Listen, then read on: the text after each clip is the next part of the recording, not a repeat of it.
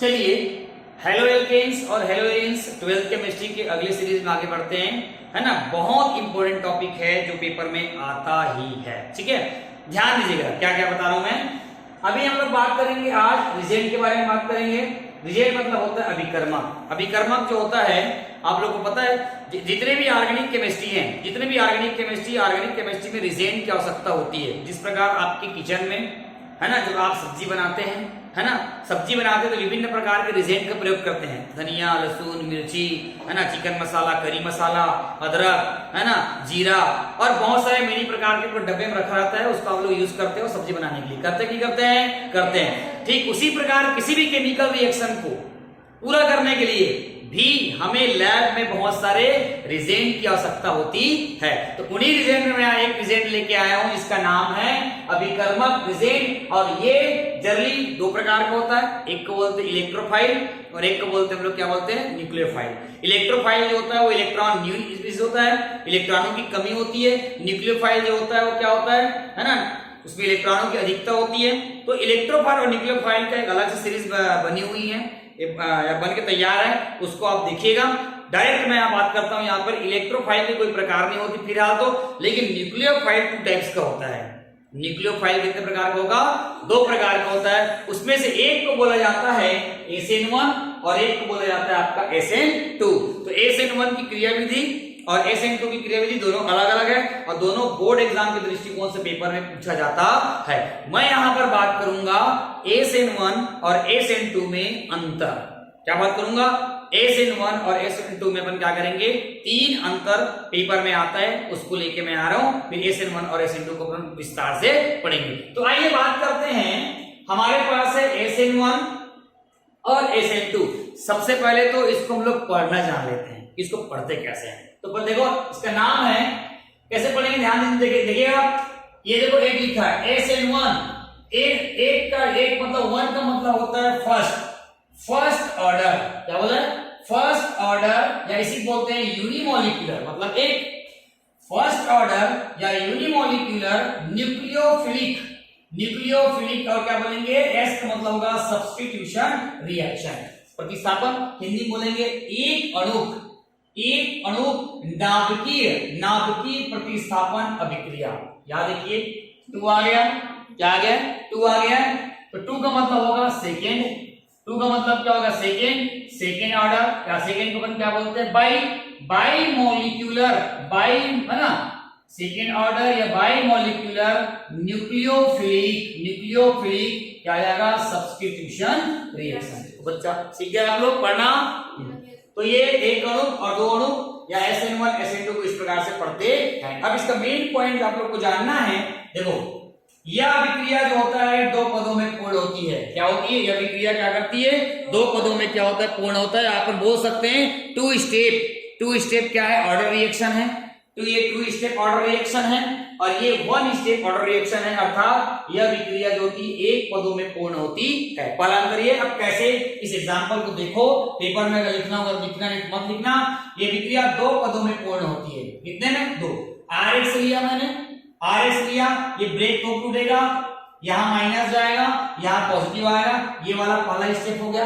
अब इसी का मैंने यहाँ ले आया और कोई अगर मान लो न्यूक्लियोफिलिक रिजेंट अटैक करेगा, ये क्या बनेगा? अल्कोहल बन रहा है। मतलब ये 2 पदों में हो रहा है कि नहीं हो रहा है? हो रहा है कि नहीं हो रहा है? 2 पदों में। इसलिए अभिक्रिया क्या है? 2 पदों में होती है। इसको देखिए, ये अभिक्रिया जो होती है 1 पदों में होती है। 1 स्टेप ऑर्डर रिएक्शन है ये। तो क्या हो रहा है? ये देखो मैंने एल्किल हैलाइड लिया और उसमें क्या हो रहा है? OH मतलब एक न्यूक्लियोफिलिक जो है इसमें आक्रमण कर रहा है। और आक्रमण करने के बाद आप देख सकते हैं एक बन रहा है ट्रांजिशन फेज बन रहा है, जिसको हम लोग बोलते हैं संक्रमण अवस्था बोलते हैं। क्या बोलेंगे? संक्रमण अवस्था बोलेंगे, या इसी को बोलेंगे हम लोग इंटरमीडिएट प्रोडक्ट बोलेंगे। क्या बोलेंगे? इंटरमीडिएट प्रोडक्ट बोलेंगे, मतलब माध्यमिक यौगिक बनता है। अब इसको ध्यान रखना, यहाँ पे दोनों कंबाइन हो रहा है। ये RH का मतलब है कि एल्किल से ये जो हाइड्रोजन है पूरी तरह से ब्रेक नहीं हुआ है, निकलने का प्रयास कर रहा है। और इधर का डॉट का मतलब ये है कि, है ना, कि न्यूक्लियोफिलिक अभिकर्मक जो है, रिएजेंट जो है वो क्या कर रहा है? पूरी तरह से एल्किल हैलाइड से जुड़ा हुआ नहीं है। मतलब यहाँ पर क्या हो रहा है, एक प्रकार की संक्रमण अवस्था होगी। ये स्टेप स्लो होती है, ये स्टेप क्या होती है, स्लो होती है, मंद गति से होती है। उसके बाद ये फास्ट होगा, ये एक्स ये क्या करता है, बाहर निकल जाता है और बचता है अपने पास क्या, ROH। यहाँ पर एक्स जो है वो क्या है, लिविंग ग्रुप है। लिविंग ग्रुप अलग होता है तो बहुत डेंजरस होता है, याद रखना।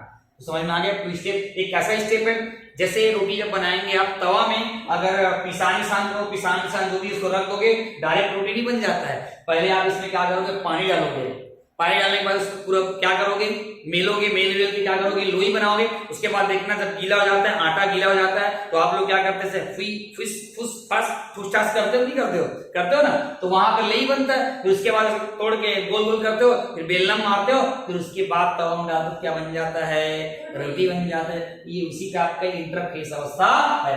तो मेरे ख्याल से लगता है कि पहला जो पद है वो समझ में आपको आ गया था। दूसरा जो पद है आप देख सकते हैं, जो दूसरा पद है बहुत इंपॉर्टेंट है। इसमें आप बता सकते हैं कि इसमें क्या होता है, इसकी कोटि क्या होती है, एक होती है ना।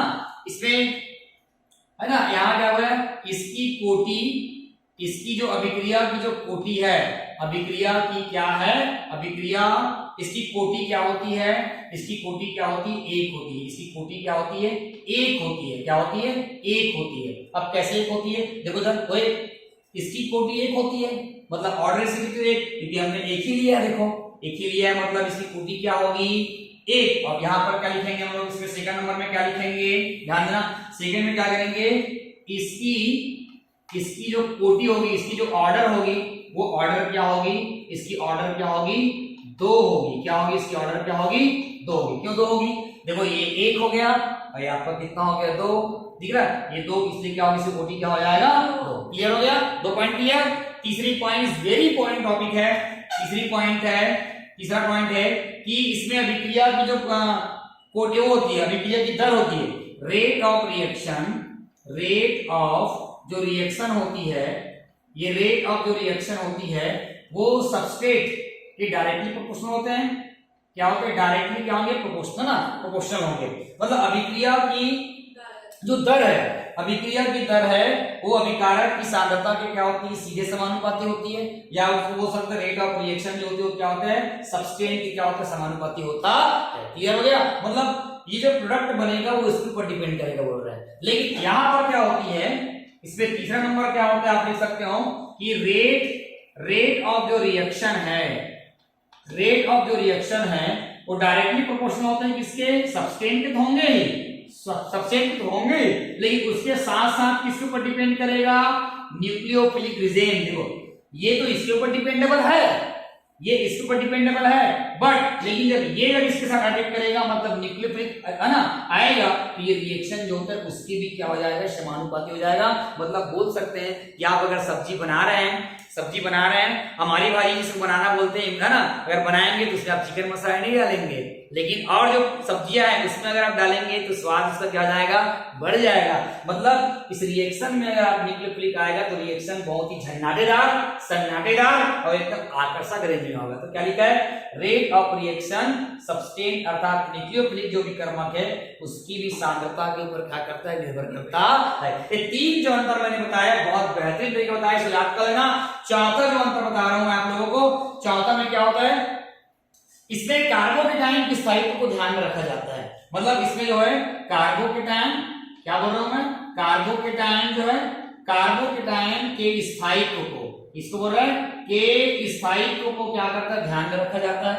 मतलब इसमें कार्बोकेटाइन, मतलब बोल सकते हैं यदि कार्बोकेटाइन 3 डिग्री है तो ज्यादा स्टेबल होगा, अगर 2 डिग्री है तो उससे कम, और अगर मान लो की बात अगर 1 डिग्री है उससे और क्या हो जाएगा, ये कम। मतलब इसमें कार्बोकेटाइन के स्थायित्व को ध्यान में रखा जाता है, इसमें कार्बोकेटाइन के स्थायित्व को ध्यान में रखा जाता है, बल्कि इसमें क्या बनता है, इसमें इंटरमीडिएट बनता है। क्या बनता है, इंटरमीडिएट बनता है। इसमें आप बोल सकते हो कार्बोकेटाइन के स्थायित्व को ध्यान में रखा नहीं जाता, कर सकते हो, इसमें क्या बनता है, जल्दी इंटरमीडिएट बनता है। तो आप इस पे जल्दी फटाफट स्क्रीनशॉट ले सकते हैं, देख सकते हैं और कर दे सकते हैं। ठीक है, बहुत इंपॉर्टेंट है, ध्यान रखना। और एक आध और लिख सकते हैं इसमें, पहले वाले में क्या लिख सकते हैं, इसमें आक्रमणकारी विकर्मक जो होता है ना, इसमें जो आक्रमणकारी जो विकर्मक होता है वो सामने साइड करता है, और उसमें जो आक्रमणकारी विक्रमक जो होता है क्या करता है, पीछे से अटैक करता है। समझ में आ गया? ये क्वेश्चन बहुत बार पूछा गया है, इसको आप अच्छे से करेंगे, पेपर में आता है और आना पेपर में आएगा, इस टाइप से क्या करोगे, इसको लिख देना। ठीक है, तो ये SN1 और SN2 में अंतर हो गया, 3 अंतर तो मैं आपको बता दिया हूं और तीनों अंतर को अच्छे से आप लोग कर लीजिएगा। इसमें से एक मैं क्वेश्चन बताता हूं, इसमें से SN1 कौन सा रिएक्शन ज्यादा फास्ट देता है करके क्वेश्चन पूछता है, उसको मैं बता देता हूं। ठीक है, चलिए जल्दी करें, स्क्रीनशॉट लेंगे। चलिए एक क्वेश्चन बताता हूं, इसको आप ध्यान रखे रहना, इसमें से प्रश्न पूछा जाता है पेपर में और आया भी था लास्ट बार, सप्लीमेंट्री पेपर में आया था। तो कैसे प्रश्न, ध्यान से देखना। देखिए क्या बोल रहा हूं मैं,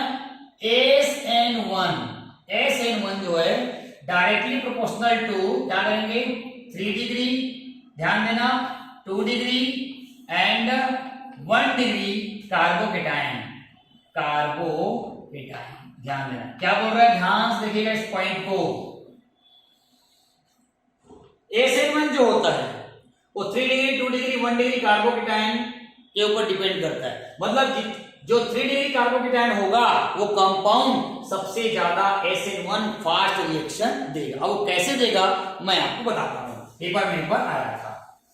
आइए देखते हैं, देखो ध्यान से, मेरे पास है A, ये है मेरे पास A, ध्यान देना, ये यहां पर है क्लोरीन पहला, क्लियर है। उसके बाद मैं बात कर रहा हूं B बात कर रहा हूं, ये दिख रहा है, ये और आपका ये और आपका ये, और मैं यहां पर बात कर रहा हूं एक क्लोरीन यहां पर है, राइट। उसके बाद आपके बात कर रहा हूं C, ये दिख रहा है, ये और आपका ये दिख रहा है, और मैं यहां बात कर रहा हूं ये और ये बात कर रहा हूं ये दिख रहा है। यहां पर भी आपका क्लोरीन जुड़ा हुआ है, क्या जुड़ा है, क्लोरीन जुड़ा, एक ही क्लोरीन जोड़ना है सभी को, यहाँ पे एक ही क्लोरीन जोड़ता हूं मैं, ठीक है। ये देखिए ऐसा देख लेते हैं, ये देख लेते हैं, और आप देख सकते हैं, ये देख लेते हैं, है ना, दिख रहा है, ये देख लेते हैं, और ये आपका क्लोरीन दिख गया, समझ में आया, आगे नहीं आया, आ गया ना। अब आप इसको डाल दो, एक बात कम करते हैं, चलो अभी आप ध्यान देखिए, तीनों को देखिए, A, B और C आपसे बताना है, आपको पेपर में पूछेगा, आपको 3 चीज दिया है A, B, C, है ना। अब उसमें ये बताना है कि इसमें से तीनों में से कौन सा जो प्रोडक्ट है वो SN1 फास्ट देगा। तो आप क्या बताओगे, ये नियम क्या है, 3 डिग्री कार्बोकेटायन, 2 डिग्री और 1 डिग्री, जो 3 डिग्री एल्किल हैलाइड है वही क्या करेगा, सबसे ज्यादा SN फास्ट देगा। क्लोरीन जिस कार्बन से जुड़ा है वो कार्बन ऑलमोस्ट 1 डिग्री कार्बन है, मतलब ये बोल सकते हैं ये 1 डिग्री कार्बन है। और ये क्लोरीन जिस कार्बन से जुड़ा है वो इस कार्बन से भी जुड़ा है और ये इस कार्बन से भी जुड़ा है। देखो ये क्लोरीन ये कार्बन से जुड़ा है, ये कार्बन इस कार्बन से जुड़ा है और ये इस कार्बन से जुड़ा है, मतलब ये इस टाइप का कार्बन हुआ कि नहीं हुआ। ये देखो ये इस टाइप का कार्बन इस टाइप का हुआ नहीं, ये क्लोरीन जिससे जुड़ा है वो क्या है, ये 3 डिग्री कार्बन है, और ये वाला जो जुड़ा है वो क्या है, कार्बन क्लोरीन है, और ये कार्बन है जिससे जुड़ा है वो क्या है, 1 डिग्री कार्बन है।